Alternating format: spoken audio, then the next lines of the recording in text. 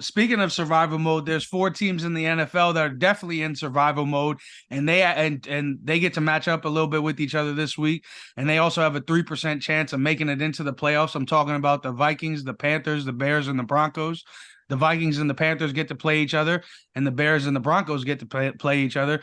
So 2 of these teams pretty much are potentially completely out of the playoffs after this week, and 2 of them may still have just a small bit of hope, maybe, to make the playoffs this season. How do y'all feel about these 4 franchises? I mean, this is for two. I mean, for one of them at least, I think it's interesting that they're 0-3, but at the same time, I don't see why not.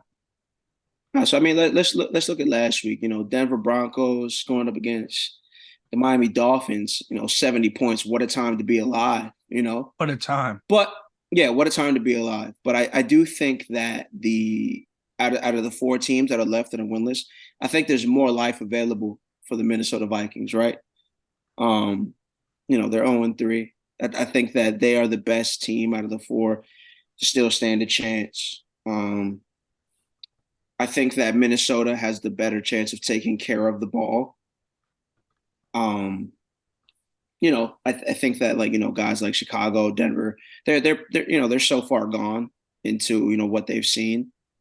There's a lot of they're just beat up. They've been beat up these first 3 games.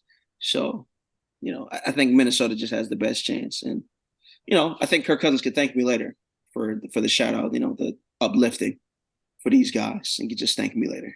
So take care, Minnesota, take care.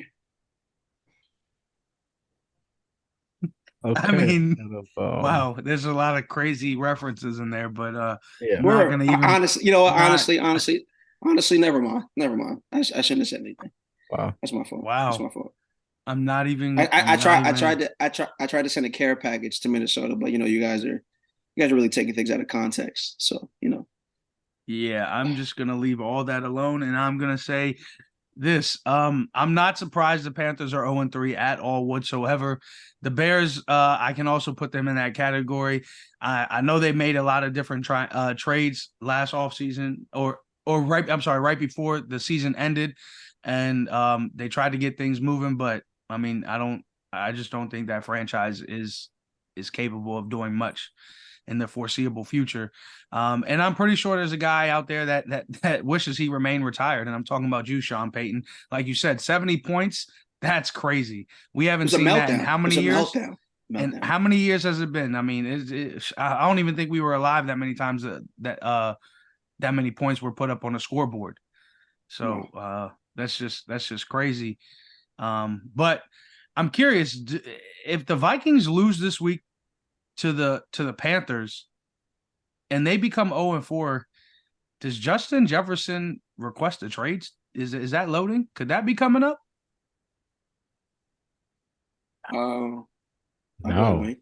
no, because honestly, this is the point where you tank for Caleb Williams if you go 0-4, because he's coming out of the draft. I mean, at the end of the day, this is Kirk Cousins' last year in his contract. So, whatever happens, happens there. If they want to move him and then just play the backup, for the rest of the season and win 2 or 3 games, that's fine. But at this point, if they lose on Sunday, they're definitely tanking for Caleb Williams. And I have no issue with that because Jettis deserves better, at the end of the day. So I see it coming that way. What if the You Bears know, and you know, Broncos have that same plan? Yeah, that was another thing that I was thinking about. If Sean Payton loses against the Bears this week, honestly, they might even they might call for his head this week also because the Bears actually those two playing against each other, those are probably the worst 2 teams in the league right there. So I mean, one of the two, it'll be like a coaching change or coaching shift that's coming in some capacity, but they're both awful. They're both awful. That's it. now, Wayne. Let me ask you. Yeah. You don't think the motto for like Kirk Cousins or Sean Payton. You don't think the motto will be over my dead body? I feel like you should tell these guys to take care because if they lose, things are going to shift. There's a lot of things going to shift. You know, which is, I agree. I agree. I definitely can see either Sean Payton or Eberflus's hotline blinging after they lose on Mm.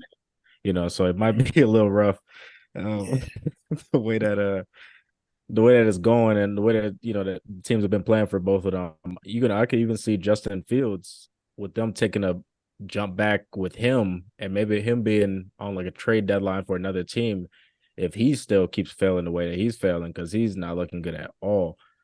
So yeah, it's gonna be some fire coming soon. Coming soon. Week 4 always brings that kind of drama. And what Yeah, about the Panthers, man? If they start 0-4, do they give up on Bryce Young already? absolutely not. No, no, no, no. I mean, these 4 teams, they're on their worst behavior. So, but I mean, we're reading what's going on. It won't be too late. It's not too late. I know we're reading it right now. We're reading what it looks like right now, but it's not too late.